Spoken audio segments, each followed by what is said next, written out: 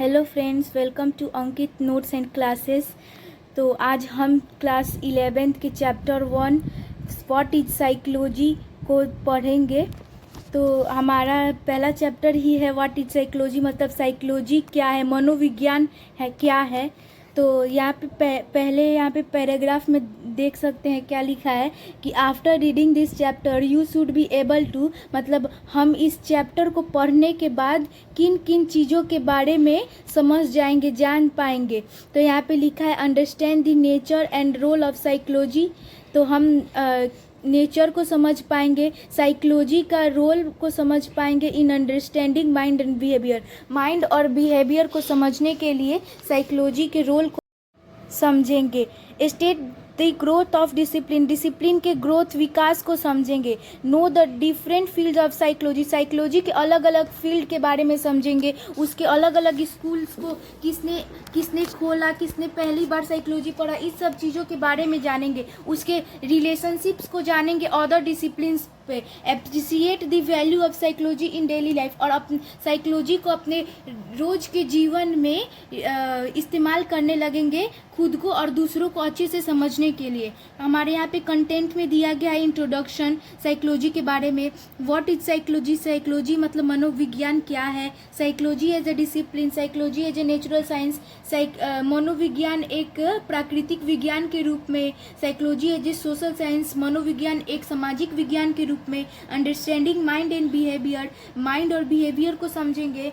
Popular notions about discipline of psychology को जानेंगे। Evolution of psychology के बारे में जानेंगे और development of psychology in India, India में साइकोलॉजी का जो जो डेवलपमेंट हुआ है, कैसे डेवलपमेंट हुआ है, उसके बारे में जानेंगे। साइकोलॉजी के ब्रांचेस को जानेंगे। साइकोलॉजी एंड अदर डिसिप्लिन्स, उसका अदर डिसिप्लिन्स के साथ रिलेशंस को जानेंगे और अपने रोज के जीवन में कैसे उपयोग कर सकेंगे। इस सब चीज़ों के बारे में इस चैप्टर से हम जानेंगे। और यहाँ पे एक छोटा सा एक कवि ने कुछ अपना भाव व्यक्त किया है। The growth of human mind is still high adventure, मानव मस्तिष्क का विकास आज भी एक रोमांचक यात्रा है। In many ways the highest adventure on earth, और कई मायनों में यह पृथ्वी का सबसे बड़ा रोमांचक है। कुल मिलाकर इन्होंने ये बताया है कि मानव मस्तिष्क का विकास आज भी एक रोमांचक यात्रा है और कई मायनों में यह पृथ्वी का सबसे बड़ा रोमांचक। अब हम पढ़ेंगे कि व्हाट इज साइकोलॉजी, मतलब मनोविज्ञान क्या है। अब यहाँ से हमारा चैप्टर स्टार्ट होने वाला है। तो मैं यहाँ पे लाइन वाइज लाइन ना पढ़ के एग्जैक्टली वो बता दूंगी जो कि हमारे लिए इम्पोर्टेंट है। तो सबसे पहले यहाँ पे साइकोलॉजी जो है दो ग्रीक वर्ड से डिराइव्ड हुआ है। साइके मीनिंग सोल, जिसका मतलब साइके मतलब आत्मा, और लोगोस मीनिंग साइंस और स्टडी ऑफ सब्जेक्ट, किसी भी सब्जेक्ट को स्टडी करना या फिर विज्ञान। तो इसीलिए साइकोलॉजी को पहले बोला जाता था psychology was a study of soul और माइंड। साइकोलॉजी जो है सोल और माइंड को स्टडी करता है। और बाद में धीरे धीरे जब साइंटिफिक डिसिप्लिन का इस्टेब्लिश हुआ, तब हम लोग साइकोलॉजी को स्टडी ऑफ सोल और माइंड न कहकर इसे ये बोलने लगे psychology is defined formally as a science. Psychology जो है एक साइंस के रूप में डिफाइंड है, जो कि मेंटल प्रोसेस, एक्सपीरियंस और बिहेवियर को समझता है, देखता है, डिफाइन करता है। तो जैसे कि मतलब कोई भी बोलता है कि साइकोलॉजी मतलब वो साइकोलॉजी पढ़ रहा है, तो हाँ वो उसको मन पढ़ना आता है। तो ये सब मन पढ़ना, आत्मा को जानना, ये सब कुछ साइकोलॉजी नहीं। साइकोलॉजी मतलब मेंटल प्रोसेस, किसी भी इंसान का मेंटल प्रोसेस, उसका एक्सपीरियंस और उसका व्यवहार बताता है उसके बारे में। अब हम जानेंगे कि मेंटल प्रोसेस है क्या। When we say experience are internal to experiencing person, मतलब जब भी हम कहते हैं किसी भी इंसान के लिए उसका खुद का एक्सपीरियंस जो है इंटरनल, मतलब जो वो एक्सपीरियंस करता है सिर्फ वही समझ सकता है, दूसरे नहीं समझ पाएंगे। Then we refer to a state of consciousness और अवेयरनेस और मेंटल प्रोसेस। इसी चीज़ को हम कॉन्शियसनेस या मेंटल प्रोसेस करते हैं। कॉन्शियसनेस मतलब चेतना। We use our mental process when we think to try to solve a problem, जब भी किसी प्रॉब्लम को सॉल्व करने, मैथ्स वगैरह को सॉल्व करने के लिए हम अपने मेंटल प्रोसेस का प्रयोग करते हैं। कुछ भी चीज़ याद रखने के लिए भी अपना मेंटल प्रोसेस का यूज़ करते हैं। One level at which this mental process are reflected in the brain activity, और ये हमारे ब्रेन एक्टिविटी को भी रिफ्लेक्ट करता है। we cannot say that brain activities and mental process are the same। हम ये नहीं कह सकते हैं कि ब्रेन एक्टिविटीज़ और मेंटल प्रोसेस दोनों एक ही है, दोनों एक नहीं है।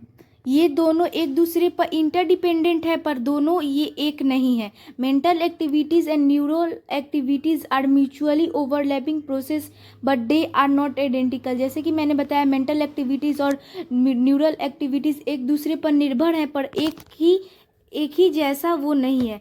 Unlike the brain, the mind does not have a physical structure. Brain की तरह माइंड का जो फिजिकल स्ट्रक्चर नहीं है और ना ही उसका कोई एक लोकेशन है। अब मेंटल प्रोसेस को बारे में जानने के बाद हम एक्सपीरियंस के बारे में जानेंगे।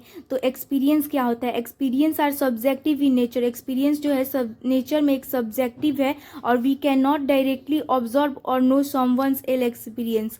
हम किसी भी एक्सपीरियंस को नहीं जान सकते या नहीं उसको समझ सकते हैं।